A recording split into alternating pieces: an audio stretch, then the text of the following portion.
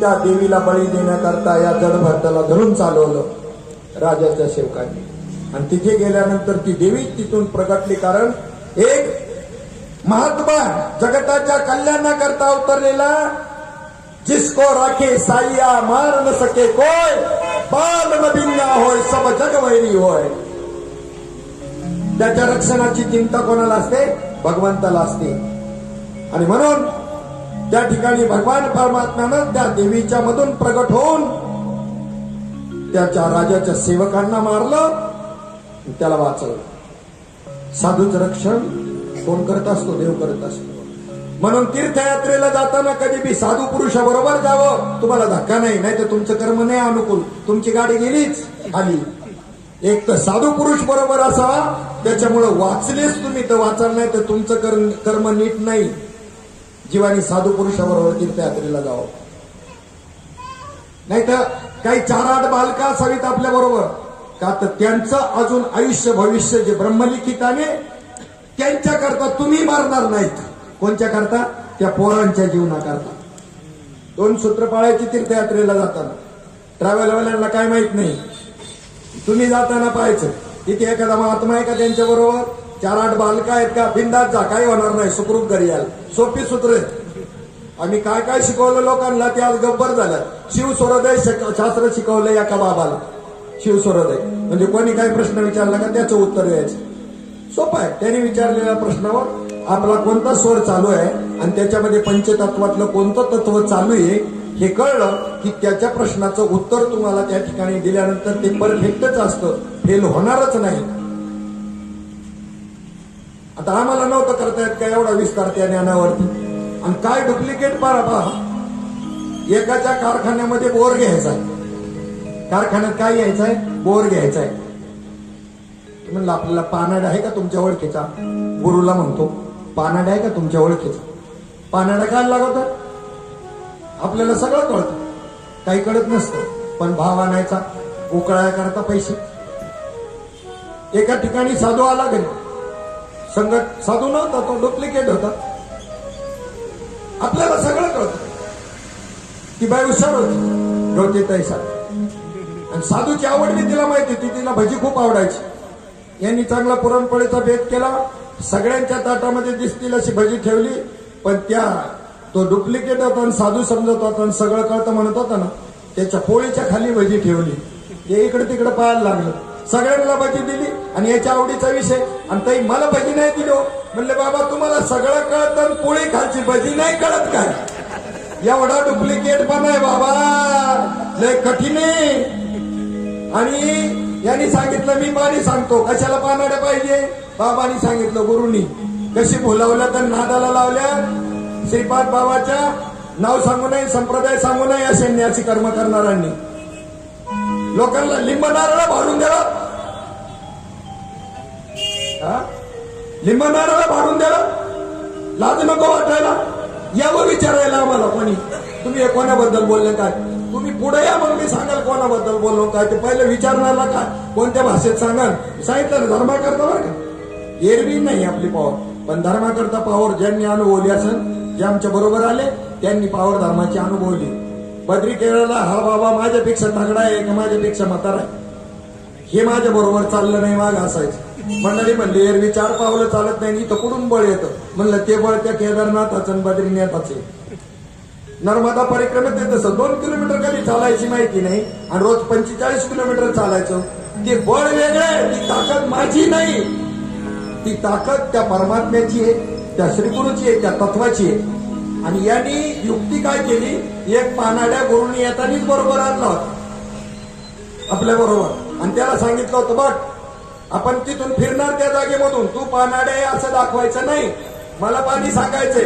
याला कळत नाही म्हणून पानाड्याला आणलाय, पण ज्या शिष्याला माहिती नाही, हा गुरुला कळते हा भाव नको, हा आलाय तो पानाडे आहे असं नाही. तो फिरताना येतो त्या जागेमध्ये फिरत असताना फक्त मला खून करायची, किती चॅप्टर गुरु असेल पा, फक्त खून करायची.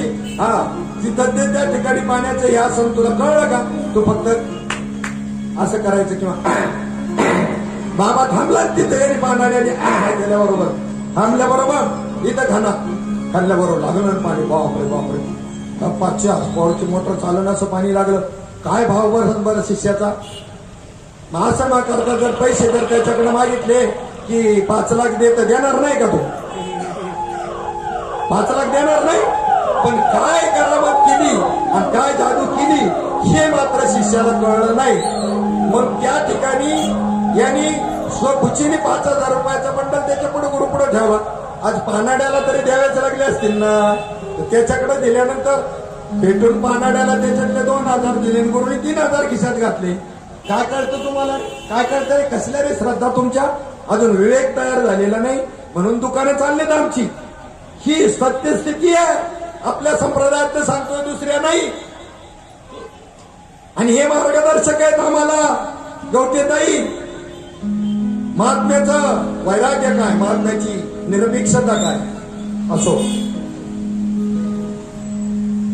तिथून पुढे जड भरत राजा पुन्हा आपल्या मार्गाने आपल्या घराकडे चालू असताना मध्ये रौगण नावाचा राजा गुरुच्या शोधात निघालेला. कपिल मुनींना त्याला गुरु करायचं होतं, तिकडे निघाला शोधामध्ये. आणि तेवढ्यामध्ये त्याच्या पालखीचा एक भोई आजारी पडला. भोई म्हणजे पालखी वाहून नेणारा जो आहे तो. म्हणले शोधा दुसऱ्या कोणाला, ते हे चांगलं मजबूत मिळाल्यावर हे इकडे ये म्हणलं, त्याला काय ये म्हणले का निघालं. चाललंय मूडवर तोपर्यंत ऐकल आणि मूड बिघडला का, तू का कोणच्या बापाचा नाही, निघाला. साधूचं जीवन आहे, खऱ्या साधूचं. तुझं काय खाल्लं मी, ते आत्मलिंग घेऊन रावण जात असताना गणपतीच्या रूपात, गणपती बाप्पा गुराख्याच्या रूपामध्ये बसला होता ना. तर रावण त्याला विचारतो, कोण रे तू, तुझ्या बापाचं नाव काय. म्हणलं माझ्या बापाने का तुझं काही कर्ज घेतलंय का. म्हणा तू कोण आणि तुझ्या बापाचं नाव काय कर्ज घेतलंय का. मग एवढा पत्ता विचारतो, तू कोण आणि तुझ्या बापाचं नाव काय. त्या पद्धतीनं इथे त्या ठिकाणी चालला म्हणल्यावर चालला लागलं. पण ते असं होतं, ते त्याच्या धुंदीमध्ये चाललं, भजनाच्या धुंदीमध्ये चाललं ना की ते पायाखाली मुंगी बी मरून द्यायची नाही. स्वामीची निद्रा मोडे माऊली म्हणतात, असं झोपून पाऊल टाकायचा. त्यामुळं एखादा जीव पायाखाली आला का टुनकन उडी मारायचा, राजाला धक्का बसायचा, डोकं आपटायचं पालखीवर. हे बदतमीज, कोण आहे हो, कोण आहे तो, कसा चालवतोय पालखी, पालखी खाली ठेवा रे. तेव्हा त्या किंबोयांनी सांगितलं, म्हणले पा महाराज आपला एक पालखीचं भोई आजारी पडला, हे रस्त्याने चाललं होतं, याला धरलं आणि ते नीट चालत नाही, या असं उड्या मारतं कधी खाली. त्याला विचार, रघुगण राजाने विचारलं, कोण तू. तो म्हणला, पहिलं तुम्हाला माहिती का तुम्ही कोण आहे ते, मग माझी चौकशी कर. बस तिथंच उपदेशाला सुरुवात केली त्या रघुगण राजाला, जो गुरु शोधायला निघालेला आहे. सुंदर असा जड भरत राजा, त्या जड भरताचा आणि रघुगण राजाचा त्या ठिकाणी संवाद आहे. काय रे तू अगदी रोड दिसतोस, तुझं शरीर किती अशक्त आहे. मुद्दा म्हणला होतं चांगलं दणकट, पण हा म्हणला का रे तुझा पायावर जीव चाललाय आणि त्याच्यामुळे तुला पालखीचा बोजावा सहन होत नाही. रघुगण भरताकडे लक्ष देऊन पाहू लागला. भरत काळजीने खाली पाहून चालू लागला. आता थोडस म्हणलं काळजीने पाहू, पायाखाली कोणी जीव चिरडला जाऊ नये म्हणून, नाहीतर पाप लागेल असं त्याला वाटत होतं. आणि जड भरताला मुंगीतही दर्शन होत होतं. कृष्ण काही एकाच ठिकाणी वास करीत नसतो, सर्वाठाई जो कृष्णाचं दर्शन घेतो तोच खरा वैष्णव होय. जड भरताना राजाच्या बोलण्याकडे लक्ष दिलं नाही. एका मुंगीला पाहून भरताने उडी मारली. तो तर राजाचं डोकं पालखीच्या अंड्यावर पुन्हा कळलं. राजालाही सहन झालं नाही. तो रागाने भरताला अपमानास्पद बोलू लागला, अरे तू जिवंत असून मेल्यासारखा दिसतो, तुला कळत नाही, नीट रीतीनं चाल. राखेच्या खाली झाकलेला अग्नी जसा ओळखू येत नाही तसा ब्रह्मचिंतनामध्ये लीन झालेला ज्ञानी किंवा साधू ओळखला जाऊ शकत नाही. पुन्हा एकदा राजाचं डोकं दांडीला लागलं तेव्हा मात्र राजा संतापला, म्हटला, मी रौगण राजा आहे, तुला दंड देईल, तू काही सामान्य समजतो मला? राजाचा एकही पैसा घेतलेला नाही का त्याचं काही खाल्लेलं नाही, तरी तो भरताला दंड द्यायला तयार झाला. जड भरताला मारण्याचा राजाला काय अधिकार होता? राजा अहंकारी होता, मदांध झालेला होता, काही बोलण्याची जड भरताची इच्छा नव्हती. पण त्याला असं वाटलं की पुष्टपणा, रोडपणा हा शरीराचा धर्म आहे. आत्मा रोड नाही, आत्मा गब्बू नाही, म्हणून त्याला राग आला नाही. आत्मा लठ्ठ नसतो ना रोड असतो. हा राजा माझ्या शरीराबद्दल बोलत आहे म्हणून त्याच्याशी बोलण्यामध्ये काही अर्थ नाही. आपलं मौन पाळलं.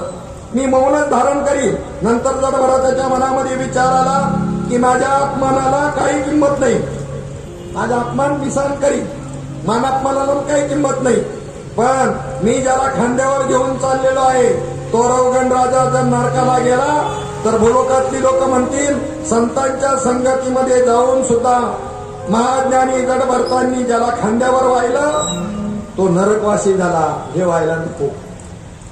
लोक काय म्हणतील, एका संतांच्या संगतीत जाऊन हा जीव काय झाला, तुम्ही खाली बसा ना.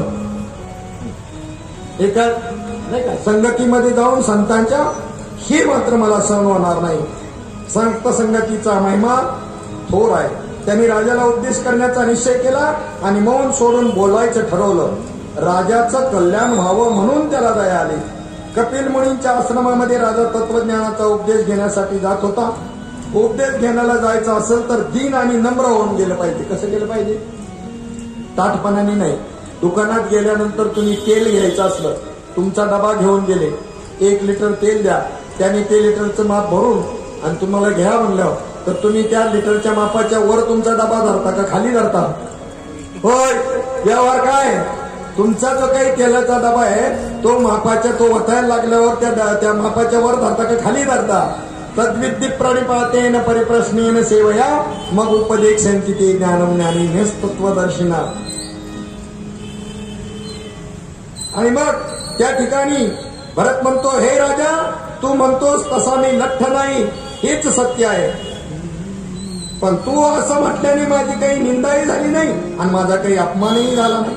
लठ्ठपणा आणि रोडपणा हे शरीराचे धर्म आहे, त्यांचा आत्म्याशी काही संबंध नाही. हे राजन, जिवंत असूनही मी मेल्यासारखा आहे असं जे तू म्हटला तेही खरं आहे. कारण सर्व जग जिवंत असून सुद्धा मेल्यासारखंच आहे. कारण जे करायला पाहिजे ते करत नाही, नको ते करतात. हे जिवंत माणसाचं जिवंतपणाचं लक्षण नाही. ही पालखी मृत आहे आणि त्यात बसणारा जो आहे तो जिवंत असूनही मेल्यासारखा आहे. सर्वच विकारी वस्तूंना आदी आणि अंत असतो. जो जन्मला तो मरणार. राजा, तू पण मेल्यासारखाच आहेस. हे शरीर प्रेतासारखे असते. आत्मा आणि शरीर यांचे धर्म 2 भिन्न आहेत. आत्मा हा निर्लेप आहे. गीतेच्या 2ऱ्या अध्यायातल्या 10व्या श्लोकापासून 11व्या श्लोकापासून 20व्या श्लोकापर्यंत जी गीता आली ती मूळ गीता आहे आणि त्याचा विस्तार संपूर्ण 700 श्लोक आहे. तर त्या ठिकाणी अशोचानन व शोचस्त्वम या श्लोकापासून त्याच्या पुढचा वासांसी किरणानी यथाव्याय, त्याच्या पुढे नैनम छिंदंती शस्त्रानी नैनंदाती पावका न चैनम क्लेद्यान त्यापो न शोषयति मारुता. जैसे जीर्ण वस्त्र सांडिजे मग नूतन वेणीजे, तैसे देहांतराती स्वीकारिजे चैतन्यनाथे. देह येतो आणि जातो, देह नाशिवंत आहे, पण आत्मा मात्र अजो नित्य शाश्वत परानो. या दोहींचा भेद समजण्याकरता परमार्थ आहे.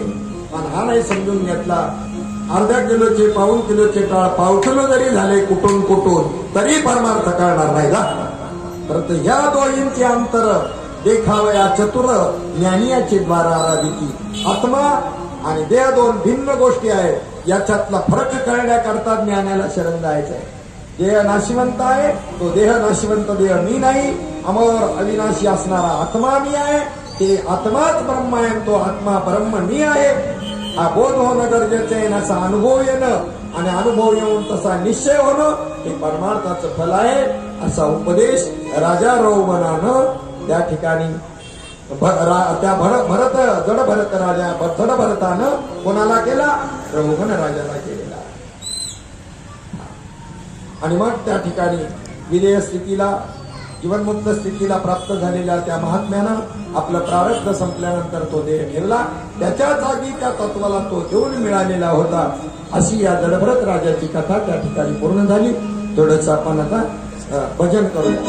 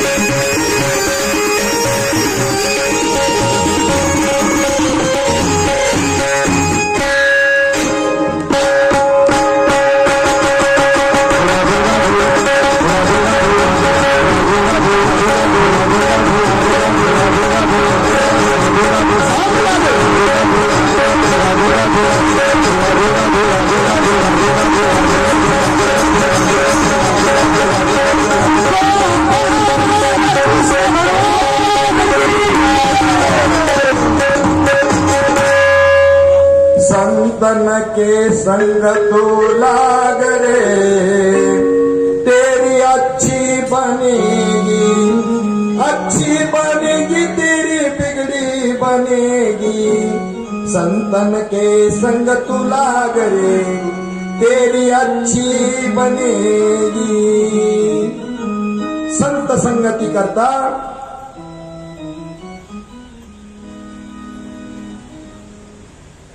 एक प्रमाण मला यांचा दोहा त्या ठिकाणी पहा. स्वर द्या जरा. तन विषकी बेलरी, तन विषकी बेलरी,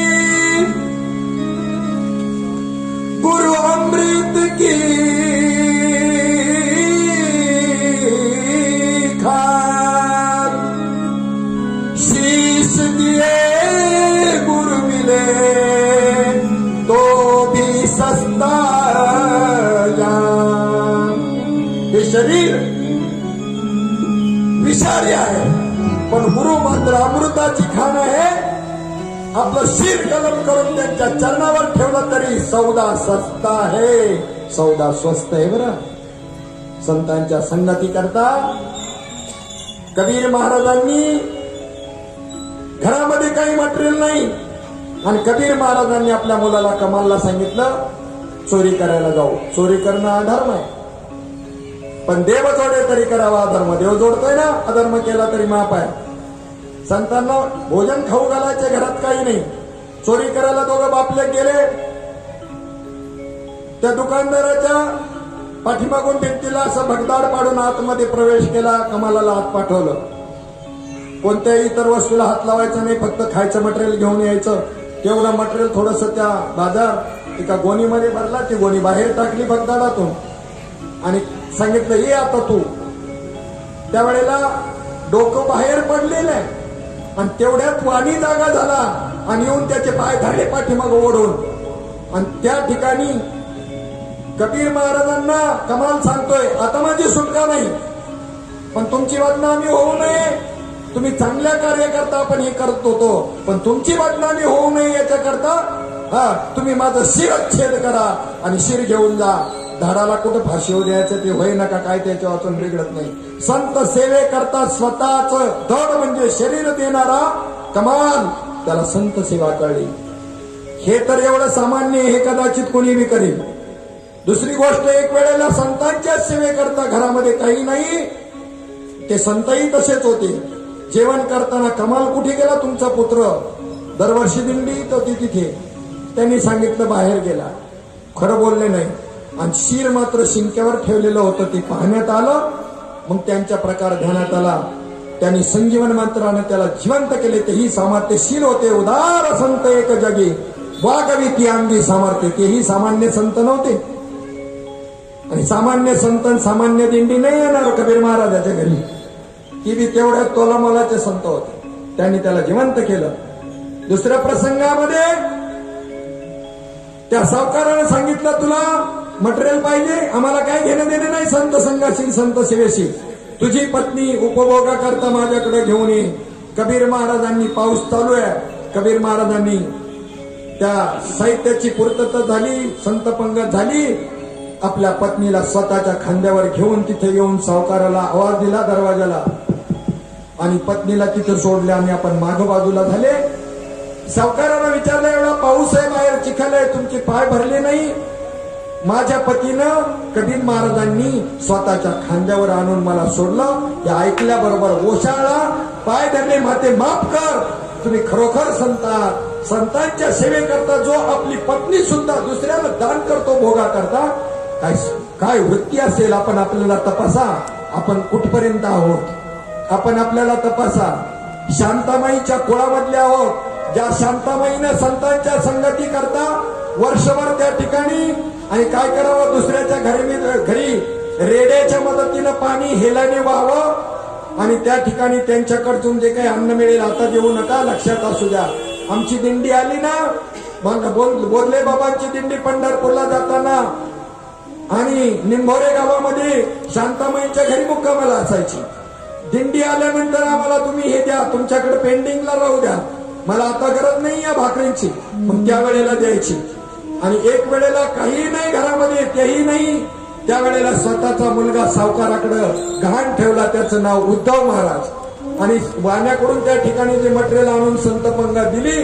आणि त्या ठिकाणी ज्या वेळेला दिंडी धारकांना कळलं, स्वतः जाऊन त्यांनी त्या ठिकाणी ते करार घेतला मागून, ती पानं फाडून टाकली स्टॅम्प पेपर, आणि त्याचे ते पैसे भरले आणि उद्धवची सुटका केली. त्या कुळामध्ये आपण जन्माला आलेलो आहे. बोला शांताबाई महाराज की जय. सामान्य कुळात नाही आपण. आणि त्याच कुळामध्ये अशी साधक आहेत, असे साधक आजही आहेत शांताबाईच्या कुळाचं नाव राखणारे, की संत घरी आले, आपल्याकडे काही नाही, त्या संतांना चहा करण्याकरता घरामध्ये साखर नाही, दूध नाही, पंगत करण्याकरता काही नाही. मंडळींना सांगितलं, पत्नीला सांगितलं, काय करायचं आता? पत्नीनं आपल्या हातानं स्वतःचं मंगळसूत्र काढून पतीच्या हातामध्ये द्यावं, जा कुठेही ठेवा, आणि संतांना पंगत मिळायला पाहिजे. त्याच महात्म्यांच्या कृपेनं त्यांना एवढं भरभरून मिळाले की महात्मे आपल्या बरोबर हजर आहे तिथे. ज्यांच्याकडं याच्या अगोदर भागवत झालं, हरिभक्त परायण नंदू अण्णा गोटे, सामान्य नाही, असं दिल्याशिवाय मिळत नसतं, पेरल्याशिवाय उगवत नसतं. नेवाळे महाराज, ही घटना त्यांच्या जीवनामध्ये घडली. स्वतः पत्नीनं मंगळसूत्र गहाण ठेवलं आणि संतांची पंगत दिली. त्या संतांच्या आशीर्वादानं झालेला प्रगती, प्रोग्रेस संसाराचा आपल्या दृष्टीसमोर आहे. पुन्हा ते वैभव कोणत्या कारणानं मिळालं हे ध्यानामध्ये ठेवल्यानंतर श्रीपाद बाबा रामदास बाबा पालखी सोहळ्याला 25 लाखाचा रथ चांदीचा, आणि त्यानंतर 10 लाखाची पालखी, म्हणजे जाणीव आहे. मिळालं म्हणजे आपलं काम संपलं? अजिबात नाही. संपूर्ण पालखी सोहळ्याचा जो काही खर्च असेल 4 लाख 5 लाख, तो संपूर्ण खर्च केला जातो. 65 लाख रुपयाचं काम भक्त निवासा करता आणि त्या ठिकाणी केलेलं आहे 65 लाख रुपये. आपल्याला केव्हा देता येईल त्यांना, ते आपला प्रश्नच आहे मोठा. आपल्याला कधी देता येईल त्यांना प्रश्न आहे मोठा. परंतु असे जागमूर्ती मंडळी आपल्यामध्ये बी आहेत. आत्मज्ञाने चोखडी संतजी माझी रुपडी, तीर्थ दृष्टी पडो आवडी कामिनी ऐशी. माऊली म्हणतात, एखाद्या कामुक पुरुषाचा आपल्या स्त्रीवरती आसक्त चित्त जेवढं असतं तेवढा आसक्त संतांवरती झाला पाहिजे, संत कार्यावरती झाला पाहिजे, त्याला परमात्मा सुलभ आहे. आता या ठिकाणी थोडक्यामध्ये अजामेळ्याचं कथा 5व्या अध्यायामधले 5व्या स्कंदामध्ये जी कथा आली ती कोणाची आली आपण आत्ताच पाहिली. कोणाची? जडभरताची. 6व्या स्कंदामध्ये अजामेळाची कथा आली. मी आता सांगायच्या ऐवजी थोडस वाचन करून आपल्या समोर सांगतो, वेळ कमी आहे. दृष्टांत वाचून सिद्धांत समजत नाही, बुद्धीला अवगत होत नाही. अजामेळ जन्माने तर आदम होता, पण प्रभूच्या नावाचा आश्रय घेतल्यामुळे तो कृतार्थ झाला. आम्ही सर्व अजामेळच आहोत. जिथे जिथे जाल तिथे तिथे माया सोबत येईल. आणि म्हणून झालं काय की तो अजामेळ जो होता ना, अतिशय ब्राह्मण आहे अजामेळ. पहिल्यांदा आपण सगळे पहिल्यांदा ब्राह्मण आहे. ब्रह्मजानाती ती ब्राह्मणा. मायेचा संघ घडला आणि प्रभावाने काय झालं, अरण्यात फिरायला गेलेला असताना एक विषयी पुरुष वेश्ये बरोबर तिथे त्या ठिकाणी संघ करत असताना ते दृश्य पाहिलं आणि अजामेळाच्या बुद्धीमध्ये पतन झालं. आणि त्याबरोबर अजामेळ वायाला गेला मायेच्या प्रभावाखाली. अजा या शब्दाचा अर्थ आहे माया, आणि तिला जो सम्मिलित झाला तो अजामेळ. अजा म्हणजे माया, आणि दुसरं अजामी, अजामेळ शब्दाचा दुसरा एक अर्थ आहे अजामी असा परमात्मा, त्याच्याशी जो नंतर एकरूप झाला म्हणून अजामी. अजा म्हणजे माया, तिच्याशी सम्मिलित झालेला अजामेळ म्हणजे विषयी जीव, आणि अजामी असं ज्या परमात्म्याचं स्वरूप आहे त्याच्याशी नंतर एकरूप झाला म्हणून अजामील असा शब्द आहे. आणि वेश्यागमनापर्यंत एवढा घसरला, एवढा घसरला. एक वेळेला संत मंडळी त्यांच्या घरी आलेली असताना त्या ठिकाणी त्या मातोश्रीनं त्यांची सेवा केली, त्यांना भोजन प्रसाद दिला. तेवढ्यामध्ये तो बाहेर गेला होता. नाही तर कसली संत सेवन काय. म्हणले ठीक आहे आता निघतो, आणि आमचं भोजन झाला, आराम झाला. तेवढ्यात अजामेळ आला. म्हणले महाराज सगळं पद्धतशीर झालं, भोजन वगैरे आमचं तुमच्या पत्नीने चांगलं स्वागत केलं. आता दक्षिणा द्या थोडीशी आणि मग जातो. म्हणजे थांबा, तो मला दक्षिणाच देतो आता चांगली. आजमेळ होता तो. नशीब म्हणलं मी तुम्हाला खाऊन देतो, हीच दक्षिणा